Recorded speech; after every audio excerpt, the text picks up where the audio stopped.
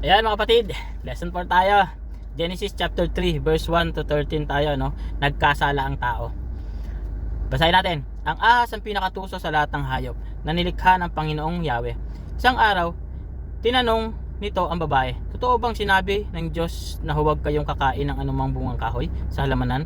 Sumagot ang babae, maaari naming kainin ang anumang bunga sa halamanan, huwag lamang ang bunga ng puno na nasa gitna niyon. Sinabi ng Diyos na huwag naming kakainin ni hipuin man ang bunga nito. Kung kami raw ay kakain ito, mamamatay kami. Ngunit sinabi ng ahas, hindi totoo iyan, hindi kayo mamamatay. Sinabi lang iyan ng Diyos, sapagkat alam niyang kung kakain kayo ng bunga niyon, ay makakaunawa kayo. Kayo'y magiging parang Diyos at malalaman ninyo ang mabuti at masama. Ang punong kahoy ay napakaganda sa paningin ng babae at sa palagay niya masarap ang bunga nito. Naisip din niya na kahanga-hanga ang maging marunong, kaya't pumitas siya ng bunga at kumain nito. Binigyan niya ang kanyang asawa at kumain din ito. Nagkaroon nga sila ng pagkaunawa. Matapos kumain noon nila na lamang sila'y hubad. Kaya kumuha sila ng mga dahon ng igos, pinagtahi-tahi nila ang mga ito at ginawang panakip sa katawan. Nang dapit hapon na, narinig nilang naglalakad sa halamanan ng Panginoong Yahweh, kaya't nagtago sila sa mga puno. Ngunit tinawag niya ang lalaki at tinanong, saan ka naroon? Natakot po ako nang marinig kong kayo'y nasa halamanan. Nagtago po ako sapagkat ako'y hubad, sagot ng lalaki. Nagtanong muli ang Diyos, sinong may sabi sa iyong hubad ka? Bakit kumain ka ba ng bungang pinagbabawal ko? Kasi pinakain po ako ng babaeng binigay ninyo sa akin, tugon ng lalaki. Bakit mo ginawa ang bagay na iyon? Tanong ng Panginoong Yahweh sa babae. Mangyari po, inilinlang po ako ng ahas, kaya ako natuksong kumain, sagot naman ito. Ayan mga tal, no? Kapatid, kung babalikan natin dito sa sa verse 1, ano, ang ahas ang pinakatuso sa lahat ng hayop na nilikha ng ating Panginoong Yahweh.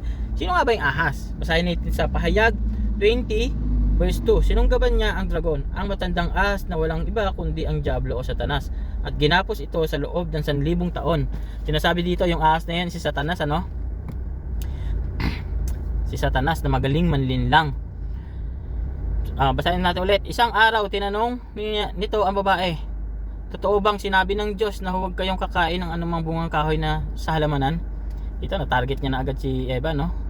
Gagamitin niya yung pagka-inosente ni Eva para makagawa ng kasalanan, no? Para malinlang niya. Sumagot ang babae, maaari namin kainin anumang bunga sa halamanan, huwag lamang ang bunga ng puno na nasa gitna niyon. Sinabi ng Diyos na huwag naming kakainin ni hipuin man ang bunga nito. Kung kami raw ay kakain ito, mamamatay kami. Dito sa verse 2 hanggang verse 2 and 3 pinapakita dito, ano, kung na merong utos na binigay ang ating Panginoong Diyos na huwag nilang kainin yung bunga ng nasa gitna. Sabi dito, puno na nasa gitna niyon. Yun lang naman, pwede nilang kainin lahat ng bunga na nandun, no? Huwag pera lang doon. Kumbaga, dito ay pinapakita na merong nagbibigay ng utos. Ibig sabihin, merong mas mataas na dapat nang sundin, ano? At saka dito, ipinapakita dito ng ating Panginoon Diyos na kung paano tayo, kung paano sila susunod, ano? Si Eva at Adan, paano sila susunod sa utos niya, no? At sumasampalataya sa kanya. Sa verse 4, ngunit sinabi ng ahas, hindi totoo yan, hindi kayo mamamatay. Dito sa verse 4, sinasabi na hindi kayo mamamatay. Yung sinabi naman kasi diyan na mamamatay kayo, hindi lang naman kasi sinasabi diyan ng kamatayan na spirit na kamatayan na physical, ano. Ang sinasabi dito yung kamatayan spiritual din, yung mapapalayo tayo. Ang spiritual natin yung papalayo sa Panginoong Diyos, ano. At sinabi lang iyan ng Diyos, verse 5, sinabi lang iyan ng Diyos sapagkat alam niyang kung kakain kayo ng bunga niyon ay makakaunawa kayo. Kayo'y magiging parang Diyos at malalaman ninyo ang mabuti at masama. Grabe si Satan, ano? Grabe siya kung paano niya linlangin talaga si Eva, no? Kumbaga talaga hinahihina niya ng magagandang salita, no? Sino ba naman mga nito, sasabihan ka magiging Diyos ka, di ba? Parang Diyos ka na, tapos malalaman mo lahat, di ba? Ang mabuti at masama. Kumbaga natitempt niya na dito si yung babae, si Eva, no? Tuloy natin. Number 6. Ang punong kahoy ay napakaganda sa paningin ng babae at sa palagay niya'y masarap ang bunga nito. Naisip din niya na kahanga-hanga ang maging marunong, kaya't pumitas siya ng bunga at kumain ito. Binigyan niya ang kanyang asawa at kumain din ito. O di ba? Natuluyan niya na. Kumbaga sinalangan kasi naman yan eh. Galing ni Satan manlin lang eh, no? Pero operang ka ng ganyan, parang maging Diyos ka, di ba? O tapos malalaman mo yung malalaman mo yung mabuti at masama kasi kaya nadala na si Eva, no? Dito pinapakita na mabilis silang nalinlang ni Satan.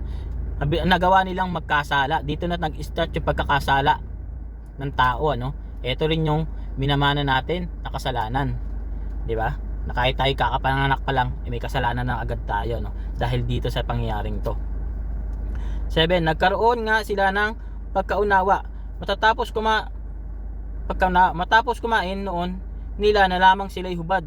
Kaya't kumuha sila ng mga dahon ng igos at pinaghati-hati nila ang mga ito, ginawang panakip sa katawan. Ito na yon. Kumbaga, kinain nila yung pinagbabawal. Ito, nalaman nila, nagkaroon sila, nahiya sila sa isa't isa dahil nalaman nila na hubad sila, di ba? Nang dapit hapon na, narinig nilang Nang dapit hapon na, narinig nilang naglalakad sa halamanan ang Panginoong Yahweh. Kaya't nagtago sila sa mga puno. Ngunit tinawag niya ang lalaki at tinanong, "Saan ka naroon?" 10. Natakot po ako nang marinig kong kayo'y nasa halamanan. Nagtago po ako sapagkat ako'y hubad, sagot ng lalaki. Nagtanong muli ang Diyos, "Sinong may sabi sa iyong hubad ka? Bakit kumain ka ba ng bungang pinagbabawal ko?" "Kasi pinakain po ako ng babaeng ibinigay ninyo sa akin," tugon ng lalaki. "Bakit mo ginawa ang mga bagay na iyon?" tanong ng Panginoong Yahweh sa babae. "Mangyari po ay nilinlang ako ng ahas, kaya ako natuksong kumain," sagot nito. Dito na nagtago na sila sa Panginoong Diyos kasi nagkaroon na silang kasala, hindi sila sumunod, di ba? Nahiya na sila, nalaman nila na sila'y hubad. Natakot sila sa Panginoong Diyos, di ba? Sabi na dito, "Natakot po ako nang marinig kong kayo'y nasa halamanan. Nagtago po ako sapagkat ako'y hubad." Di ba? Ayun na nga, natakot na sila sa ating Panginoong Diyos kasi sila ay nagkasala na, hindi sila sumunod sa utos ng ating Panginoong Diyos.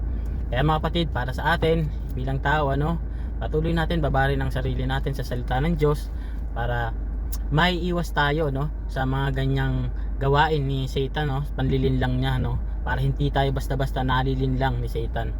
Patuloy natin paghawakan ang salita ng Panginoong Diyos at makakasigurado tayo na hindi tayo basta-basta mahuhulog sa mga ganyang kasalanan. Ingat palagi. God bless sa inyo. Repent, accept Jesus Christ, and follow Jesus. God bless.